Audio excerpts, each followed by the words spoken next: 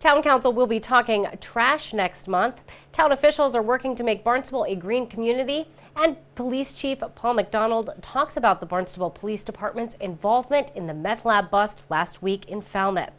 These stories and more on this episode of Barnstable Today. It's Tuesday, June 17th, 2014. I'm Sarah Mannel.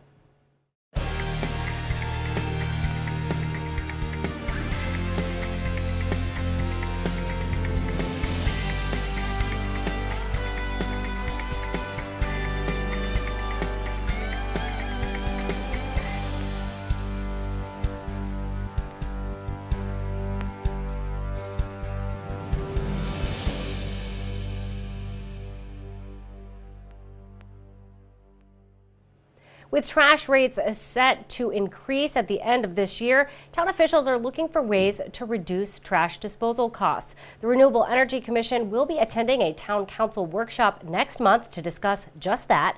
Chair of the Renewable Energy Commission, Allison Alessi, says the commission will present its report on varying solutions and its recommendations during the workshop. Townwide, and we didn't actually ascribe pricing to that. We worked with the CFAC committee a little bit and they came up with a number, but it was much harder to price than a pay-as-you-throw at the transfer station number. And so we recommended that the town council go out to do an RFP and get some pricing on that as an option if they wanted to consider it.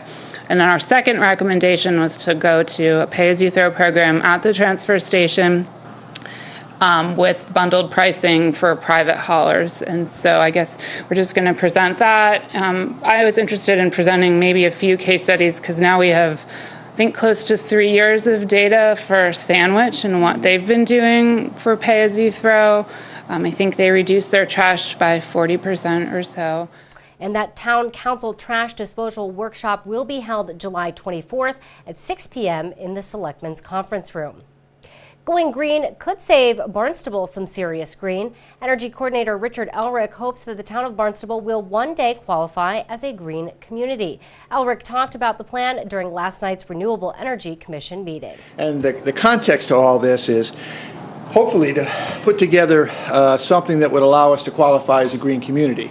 Right. And as you all know, what you commit to with the Green Community application is to reduce energy use by 20% over 5 years. So that would be the background and the context for what we'd like to be able to do ultimately moving forward. And I know that certainly the town has done a lot already. Mm-hmm. The question would be, how can we define and describe how we get that further 20%? And as we've talked in the past, we've gotten a lot of the low-hanging fruit already. And so that, that's the hard work that would have to happen. I know Steve has worked on this a long time, and there's some draft plans going around, but that's, I think, really what the focus would need to be. Qualifying as a green community would make it easier for Barnstable to qualify for state grants. The Barnstable Police Department's narcotics unit helped to shut down a meth lab on Cape Cod. Barnstable This Morning host Sarah Colvin talked with Police Chief Paul McDonald about the department's role in the bust, as well as other topics on today's show. We share that interview with you now. First, I want to ask a little bit about the Father's Day car show. Of course, tons of people on Main Street, Hyannis, on a gorgeous day on Sunday, but it looked, I was down there for about three and a half hours. It looked like there was really no problems at all, everybody having a good time. There were no problems involved with the car show whatsoever. It was probably the largest turnout to date, and as you know, the car show, the area used by the car show was extended. It used to end at the corner of C in Main Street this year. It was extended another block down to Stephen Street, which allowed them to get another 50 or 60 cars into the show. I think I think they had up to almost 400 cars at the show, and it was a great show. It was a great weather. It was a perfect day. The Hyannis Area Chamber of Commerce did a fantastic job.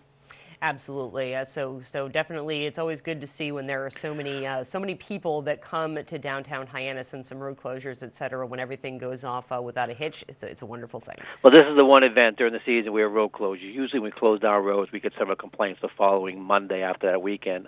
But this has been such a great event. There's been no complaints at all about it, and they do a great job when they run this and set this up.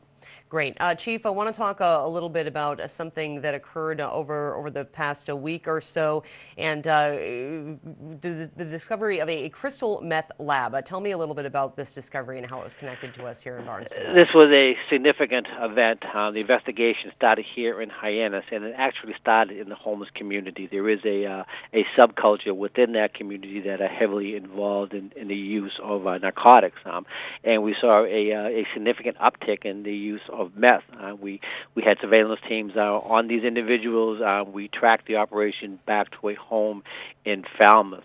We then worked very, very closely with the Falmouth narcotics team and our narcotics team, and the investigation continued on for approximately a month after we made several significant buys from that house. A search warrant was obtained.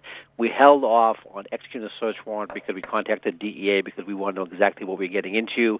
This was the first time this department actually dealt with a meth lab. We briefed them, told them what they have.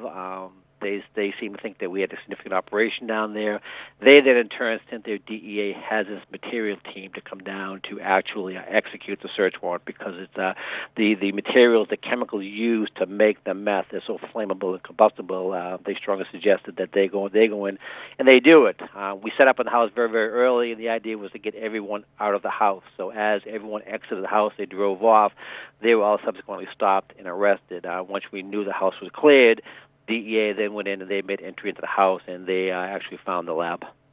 Indeed. And so, meth is something, Chief, we really don't hear a lot about, thankfully, here on Cape Cod. And it's one of those things that's it's right. really dangerous, not only in the production of it, as you said, but also, obviously, when you use it, it's just a rapid decline. It's not good stuff. It's very bad stuff. It's extremely addictive, and if you use enough of it, the individual user becomes extremely violent. But you're right, we do not see that much of it up in the Northeast.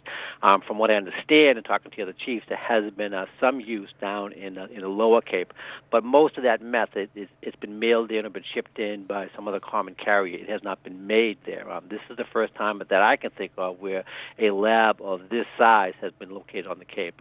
There have been other labs, talking DEA, 2 or 3 labs throughout the state, but mostly it's out in the Midwest and then shipped in or transported somehow into Massachusetts. Sure. And, when you talk about lab of this size, can you give our viewers an idea of how big this operation was? It was so big, the whole house is probably going to be condemned. Oh my goodness. When you look at a search warrant like this, and if you look at the time involved in it, this search warrant probably cost in excess of $100,000. When you look at all the resources needed to take this lab down, the DEA, our department, the uniformed police presence, the fire departments, and now all of the repairs that are going to have to be done to this house, you're talking in excess of $100,000 to get this house back to where it should be. Wow. And do you believe that this, as you said, really for the first lab we found here on the Cape, is this where most of the product that was coming to us here in Barnstable was coming from? Well, we know coming into the town of Barnstable, yes, this was the main source.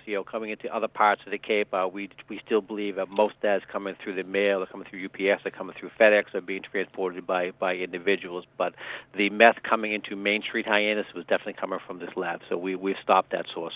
How many arrests, Chief, were made in connection with the lab in this particular bust? There were 2 arrests. One individual who owned the house, I believe his name was Rooney, and the other individual was a homeless individual who was residing at 77 Winter Street, but he was in business with Mr. Rooney out of that address.